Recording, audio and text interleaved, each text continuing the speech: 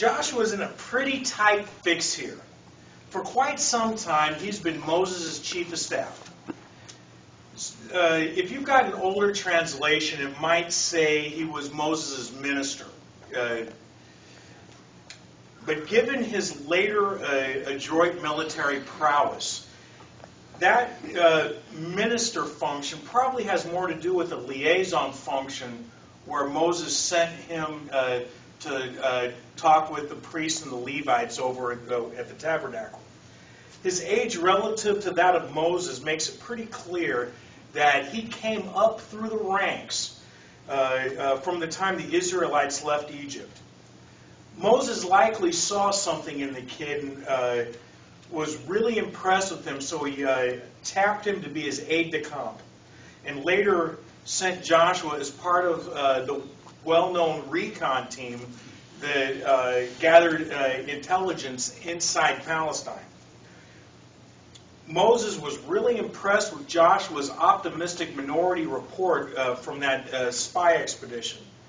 You guys remember how they had the two that said the Israelites could take the land, but 10 people freaked everyone out by saying that people are 10 feet tall, they're going to whip us. So Joshua and Caleb brought the minority report that said they could do it. So that had to have impressed Moses.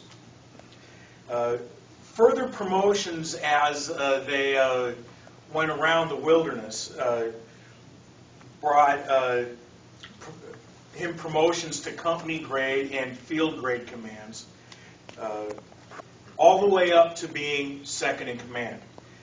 Joshua learned from one of the best, Moses. So once Moses died, Joshua became the on-scene commander-in-chief, a job that he kept for 6 years after Moses died, after they crossed over into Palestine, until he retired to become governor until he died at 110. Joshua wrote the book that bears his name both as a memoir and as an after-action report that has served as a wargaming textbook for 3,000 years. Joshua also shows through his book that God is faithful to the fulfillment of his promises. If you look from beginning to end, you can see promises God issued from the time of Adam all the way to the time of Joshua. Every single one of them fulfilled to one degree or another. Joshua's role here as a general officer foreshadows the redemptive work of Christ. Even his very name means Savior. Christ is seen in the book of Joshua as our commander-in-chief. Marcus, could you read Joshua 5:13 through 15? That's going to bring that out very clearly. Joshua 5:13 and 15, King James Version. And it came to pass when Joshua was by Jericho, that he lifted up his eyes and looked, and behold, there stood a man over against him, with his sword drawn in his hand. And Joshua went unto him and said unto him, Art thou for us, or for our adversaries? And he said, Nay, but a captain of the host of the Lord am I now come. And Joshua fell on his face to the earth, and did worship, and said unto him, What saith my Lord unto his servant? And the captain of the Lord's host said unto Joshua, Loose thy shoes from off thy foot, for the place whereon thou standest is holy. And Joshua did so. Every so often when you read the Old Testament, as Marcus just told us, you see reference to the angel of the Lord, or the captain of the host. Theologians tell us that that's another word for Jesus making an appearance before his incarnation. So this is Christ making an appearance to Joshua here. He is worthy of worship as that angel of the Lord. If you'll notice, again, as Marcus said, Joshua had to remove his shoes. If you remember back to Moses in the burning bush, he had to remove his shoes. Anywhere where the Lord is holy ground. And also, the book of Joshua shows us that Christ is the inheritance of the saints. They came to get the promised land that was promised for them. That's their inheritance. That is symbolic of Jesus. But none of this had happened yet. Now, Moses is dead. The most celebrated man in Jewish history, outside of possibly Abraham and King David, is gone, never to return. Naturally, Joshua's concerned. In fact, he's freaking out. Can I really do this? Joshua is paralyzed with fear. As the theater commander, God is not happy with this situation.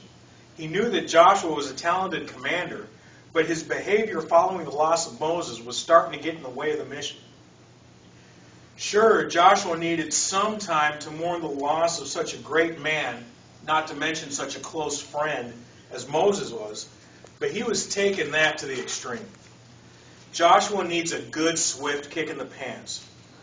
God decided that the time had come for a little admiral's mast. Those of you who've been in the Navy know that captain's mast is a non-judicial punishment. It's a little deal done short of a court-martial for things that are against the rules, but they're not quite worthy of putting on somebody's permanent record. So this is my idea of what's going down. God's looking down from heaven, and Joshua's just sitting there. Joshua! Joshua! That's it.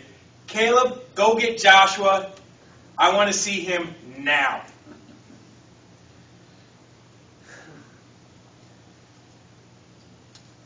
Yehoshua ben Nun, reporting as ordered, sir. What are your orders? I really don't know, sir. Joshua, Moses was a great guy, but he's gone. He was my servant, but he's gone. You're next. It's time for you to take these people, take them across the river, and take this land that I am giving to them. So in his little motivational speech, God had a recurrent theme. Success comes through two things: obedience and courage. This obedience is to the Torah, the law of God. But obedience is hard because that too entails two important things. In order to obey, you have to know what's expected, and you have to do what's expected quite often in the face of long odds and opposition. In fleeting up to command